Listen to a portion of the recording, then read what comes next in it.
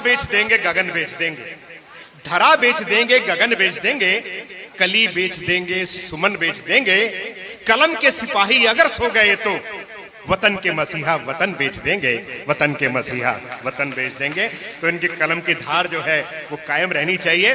और मैं अगले कवि को आवाज दूं तो भाई आपका अतिरिक्त दायित्व पड़ेगा उनके लिए तालियां बजाने का, उनको सुनने का, जो कि बताया गया कि यहाँ के जवाई हैं। हालांकि अपने ससुराल के जमाई हैं, पूरे के कुछ नहीं हुआ करते, लेकिन पुराना जमाना है, चल रहा है सारा का सारा। वो एक, मैं हरियाणा के नारनौल का रहने वाला हूँ, फरीदाबाद रहता हूँ। तो एक वो नारनौल में उसकी शादी हुई थी, बोला जी मैं इस हिसाब से तो आपका जीजा हुआ।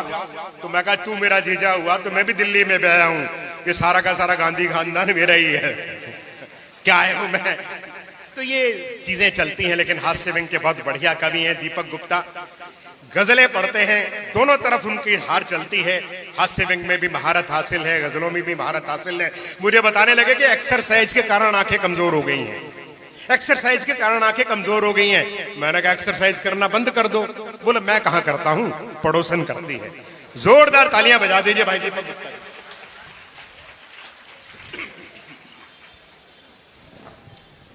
सबसे पहले तो आप सभी को प्रणाम करता हूं, अपने घर में हूं। ये सारे कवि मुझसे जल रहे थे जब मेरा परिचय कई बार बताया गया कि मैं यहाँ का क्या लगता हूँ। असल में क्या है कि जब आदरणीय मौसम जी और आप सब ने 1100 रुपये का शगन दिया तो ये पीछे पवार जी, सर्वेश भाई, मंजीत जी, इन सबको बड़ा कष्ट हो रहा था। कष्ट इसलिए हो रहा था कि इनकी ससुराल में कभी 11 से आगे नहीं दिए गए। लेकिन मैं भी बड़ा ईमानदार व्यक्ति हूं, मैंने कहा कोई बात नहीं, जब हम अपने ससुराल में जाते हैं वहां जो भी साथी जाता है तो हमें मिलने वाले धन पर उन साथियों का भी हक होता है। और यकीन मानना, जो आपने मुझे 1100 रुपये दिए हैं उसमें से 100 रुपये इन सबको दे के जाऊंगा। बहरहाल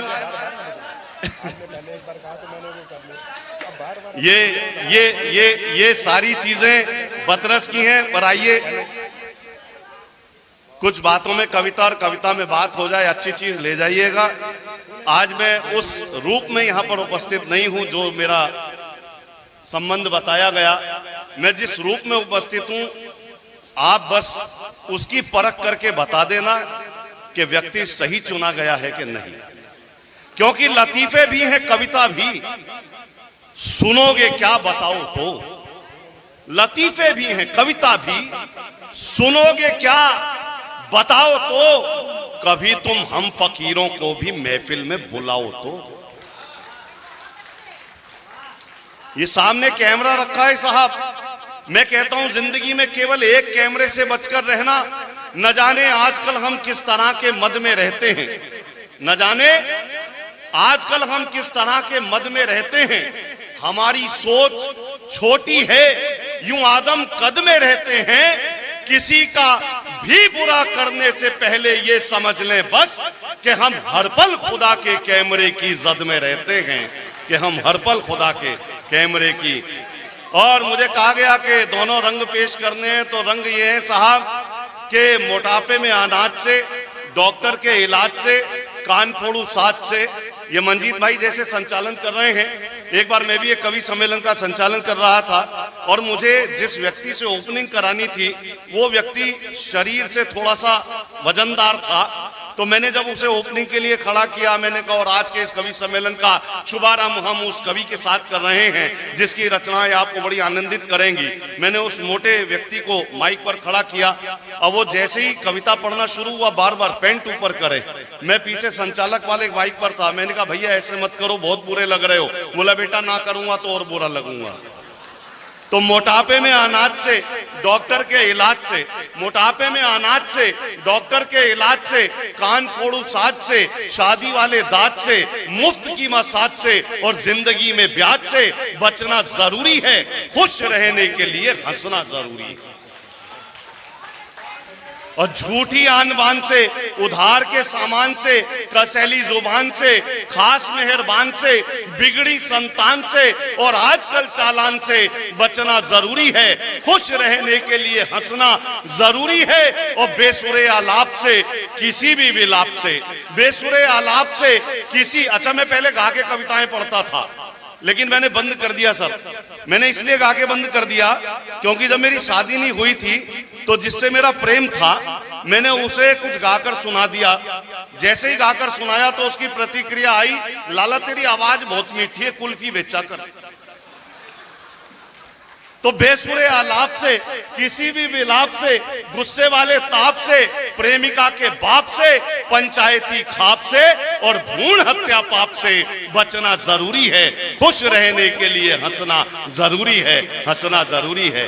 ये नारी शक्ति बैठी है। मैं अक्सर कहता हूं कि आकाश की ऊंचाई हो या सागर की गहराई, आकाश की ऊंचाई हो या सागर की गहराई, महिलाएं सफलता के झंडे चारों ओर गाड़ाई। सफलता की राहों पर कई पुरुष रह गए अभागे, महिलाएं निकल गई आगे, कई तो इतनी आगे निकल गई भाई आज तक लौट के घर ही नहीं आई। तो इतनी भी तरक्की मत कर देना। वो पुराने लोग बड़े दूरदर्शी विचारधारा के थे। आपने पुरानी फिल्में देखी हो, सुनी हो, उसमें पुराने लोग डायलॉग सुनाते थे, नारी को ज्यादा शिक्षित मत करो, इन्हें ज्यादा पढ़ाई मत करने दो, क्योंकि वो जानते थे कि नारी अगर अधिक शिक्षित हो गई तो कलयुग में इसका दुष्परिणाम देखने को मिलेगा। हुआ क्या सर, पिछले दिनों मेरे पड़ोस में एक शादी हुई मेरे दोस्त की, मैं भी शादी अटेंड करने गया। जैसे ही अगले दिन दुल्हन को विदा करके लाने लगे, दुल्हन रोने लगी। देखकर मेरा दोस्त भावुक होकर वो भी रोने लगा, दूल्हा रोने लगा। तो मैंने पूछा, मैंने कहा तू क्यों रो रहा है? बोले ये क्यों रो रही है? मैंने कहा इसकी तो शादी हुई है। बोला वो तो मेरी भी हुई है। मैंने कहा ये तो अपने माँ बाप भाई बहन को छोड़कर जाएगी। बोला जाकर मेरे भी तो छोड़वाएगी। अच्छा भाई, बढ़िया बढ़िया। ये परिवर्तन क्यों हुआ? ये परिवर्तन इसलिए हुआ दोस्तों कि हमें करना क्या था, हमने किया क्या? हमें लोगों से रिश्ता बनाना था, चीजों को इस्तेमाल करना था। हम चीजों से रिश्ता बनाने लगे और लोगों को इस्तेमाल करने लगे, इसलिए हमारी सोच में परिवर्तन हुआ। पर आइए, अच्छा कभी भी ये मत बताया करो, अभी मैं देख रहा था बड़े सम्मान हुए देश में। मैं भी इत्तेफाक से दिल्ली का रहने वाला हूं, लेकिन फिलहाल फरीदाबाद बॉर्डर पर ही रहता हूं। पर मैंने आजकल बताना बंद कर दिया है क्योंकि जब से हरियाणा के बाबा पकड़े जाने लगे मैं बताता नहीं हूं। अच्छा दिल्ली का बताऊं तो और संकट हो जाता है। अच्छा अब वो चल रहा है, हमारे यहाँ चुनाव घोषित हो गए, रोज कोई ना कोई बात होती है।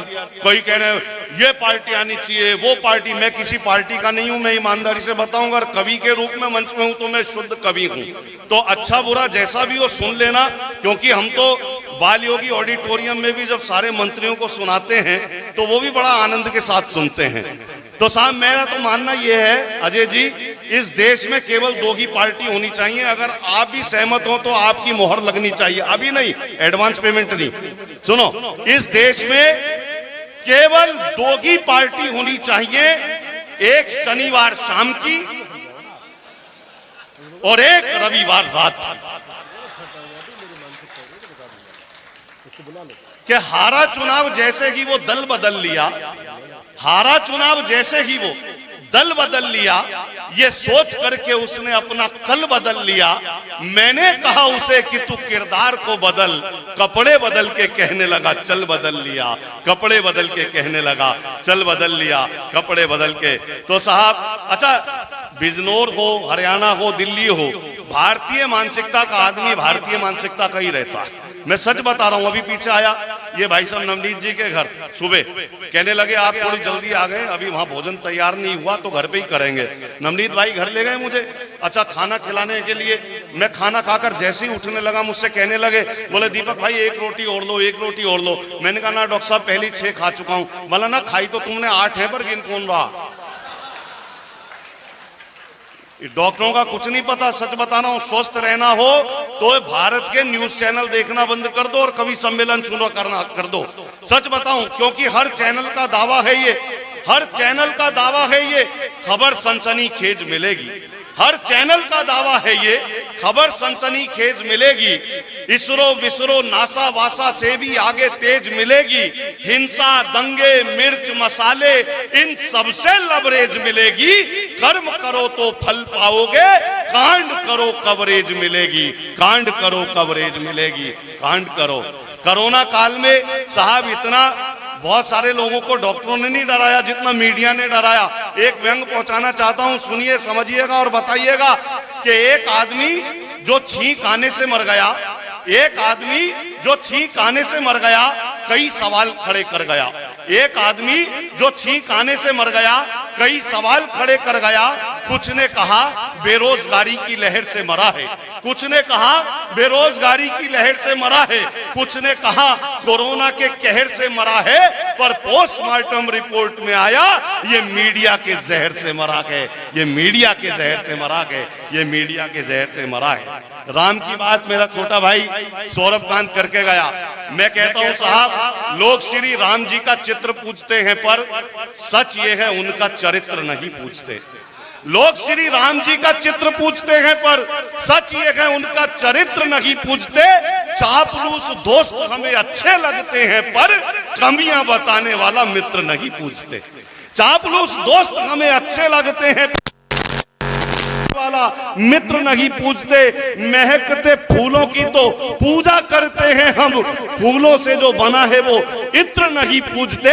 उन बच्चों को मिलेंगे कैसे संस्कार, माँ बाप अपने पित्र नहीं पूछते, जिनके माँ बाप अपने पित्र नहीं। अभी थोड़े समय बाद रामायण का अभी आप देखेंगे मंचन शुरू होगा। मैंने वहां से भी एक प्रसंग लिया कि रामायण में एक पात्र था बाली। अभी मैं शुरू होने की कोशिश कर रहा हूं, मैं समझना चाह रहा हूं कि आपको सुनाना क्या है, क्योंकि मैं अक्सर कहता हूं कि काश कुछ बादल बरसते आदमियत पर, काश कुछ बादल बरसते आदमियत पर, काश आंखों में सभी के ही नमी आती, काश कुछ बादल बरसते आदमियत पर, काश आंखों में सभी के ही नमी आती। जिंदगी में भी अगर साइड मिरर होता, रोजमर्रा हादसों में कुछ कमी आती, रोजमर्रा हादसों में कुछ कमी आती। अभी तो मैं सोच रहा हूं कि मुझे सुनाना क्या है डॉक्टर साहब, क्योंकि रामायण में एक पात्र था बाली, रामायण में एक पात्र था बाली। वो था इतना शक्तिशाली कि कोई भी जब उसके पास आता था उसका आधा बल बाली में चला जाता था। रामायण में एक पात्र था बाली, वो था इतना शक्तिशाली कि कोई भी उसके पास आता था तो उसका आधा बल बाली में चला जाता था। मैं भी जब अपनी पत्नी के सामने जाता हूं बहुत घबराता हूं, मेरा दिल थरथराता है, मेरा भी आधा बल न जाने कहां चला जाता है। तब मुझे ध्यान आता है कहीं ऐसा तो नहीं कलयुग में बाली ने घरवाली का रूप धर लिया। फिर मुझे ध्यान आता है कहीं ऐसा तो नहीं कि कलयुग में बाली ने घरवाली का रूप धर लिया हो और ये अवतार मेरे ही घर लिया हो।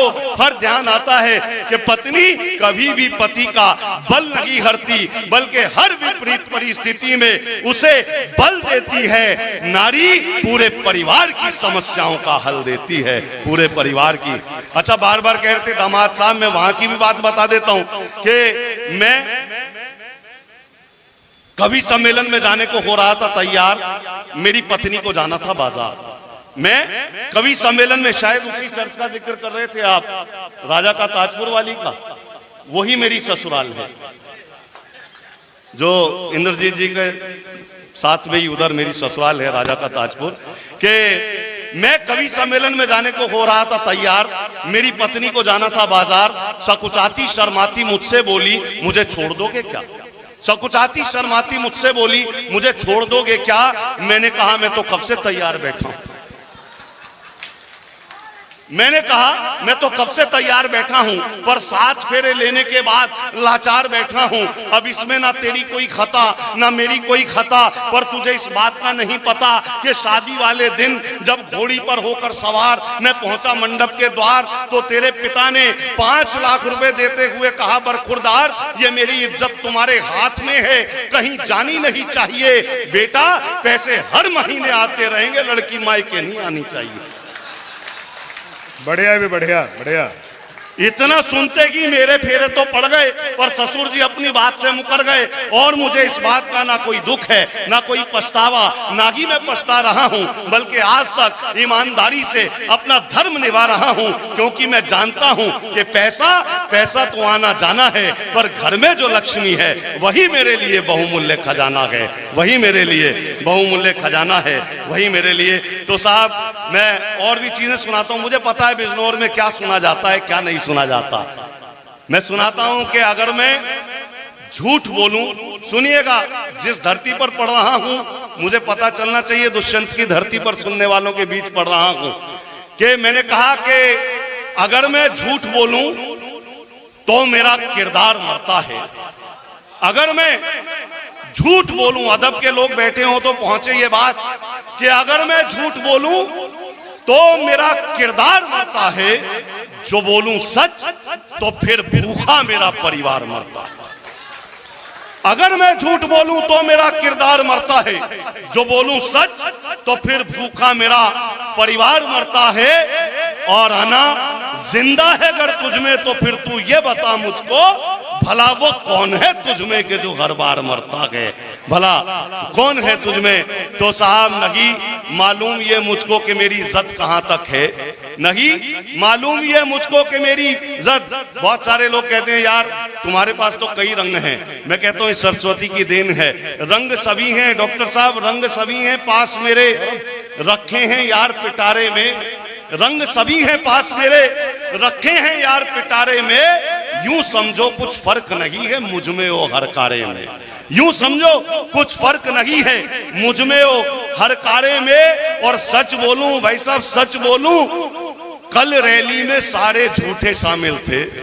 सच बोलूं तो कल रैली में सारे झूठे शामिल थे, सत्यमेव जयते भी लिखा था बैनर पर नारे में, सत्यमेव जयते भी लिखा था। तो साहब जिंदगी के रास्ते दुश्वार हैं, उस पे भी हम साहिबे किरदार हैं। हमको जुमलों की तरह से मत पढ़ो, हम अदब की प्रेस के अखबार हैं, हम अदब की प्रेस के अखबार हैं। आइए, बहुत लंबी टीम है, मैं अपनी पारी को संक्षिप्त करता एक दो छोटी छोटी रचनाएं आप तक और देना चाहता हूं।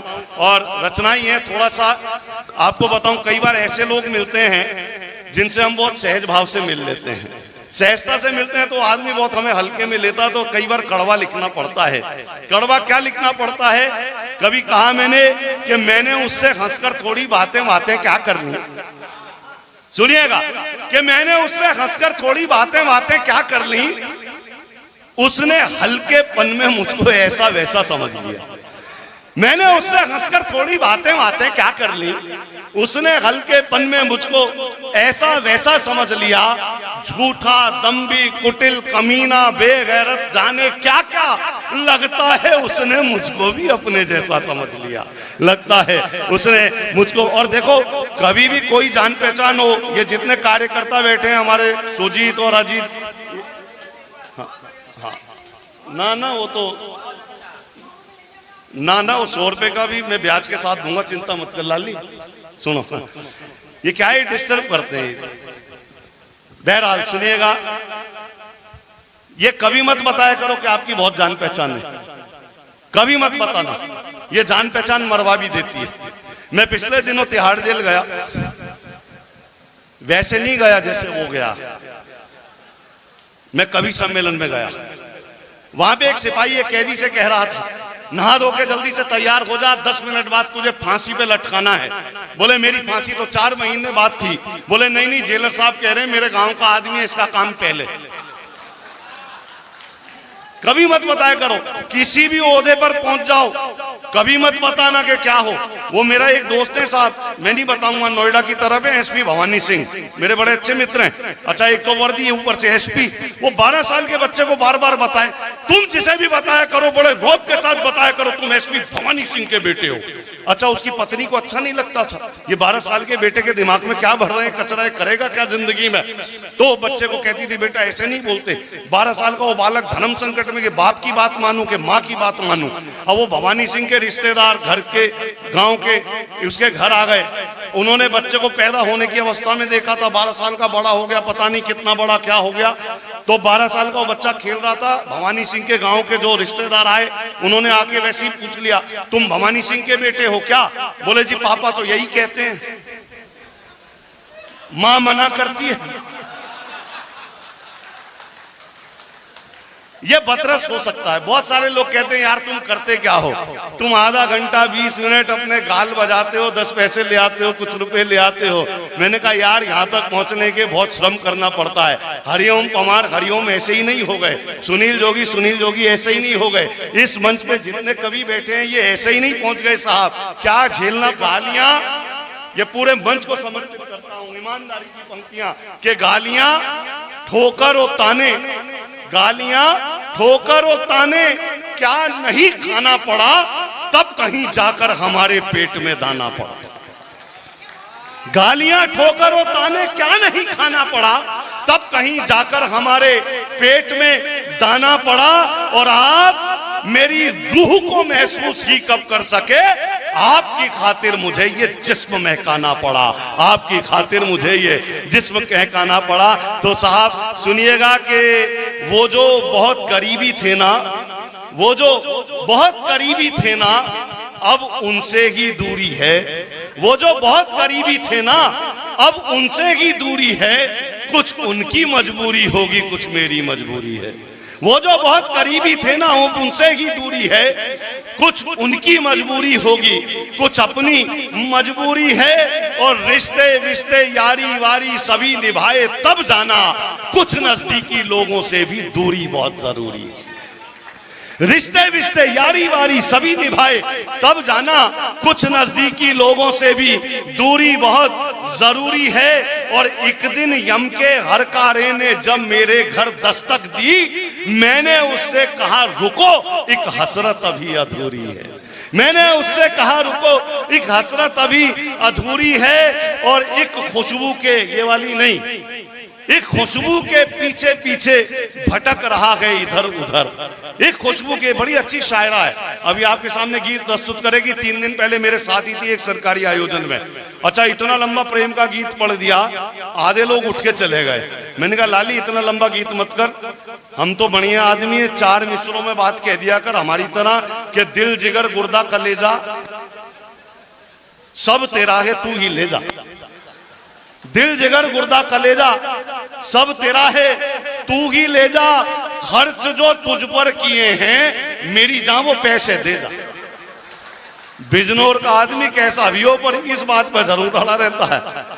लेकिन साहब एक खुशबू के पीछे पीछे ये बहुत देर हो सकता है, लेकिन ये तमाशा नहीं करूंगा, आपको कुछ अच्छा दे के जाना चाहता हूं। तमाशा रोज करता हूं, ये मेरा काम है दीपक। अगर महफिल अदब की हो तो मैं गजलें सुनाता हूं।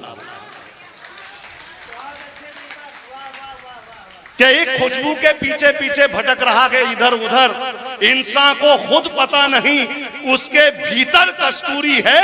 और किस्मत विस्मत रस्ते वस्ते सब खुद ही खुल जाते हैं अगर हमारे दस्तावेजों पर उसकी मंजूरी है।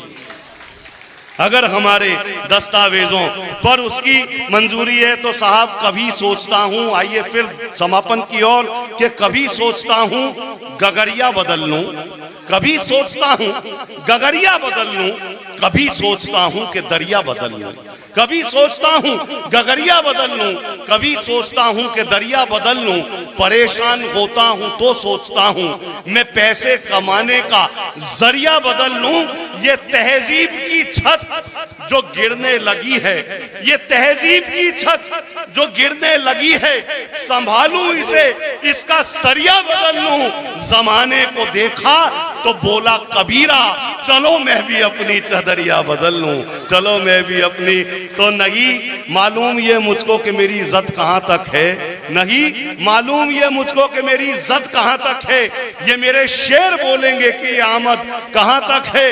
न दौलत से ही तय होगा, न शोहरत से ही तय होगा, तेरा किरदार बोलेगा कि तेरा कद कहां तक है। तेरा किरदार बोलेगा कि तेरा कद कहां तक है। और बुजुर्गों के तजर्बों तक पहुंचना चाहते हैं घर, जमी की तह में जाकर देखिए बरगद कहां तक है जमी की। तो साहब जियो ऐसे कि सबकी आस में जिंदा रहो, मरो ऐसे कि तुम इतिहास में जिंदा रहो। बहुत बहुत धन्यवाद।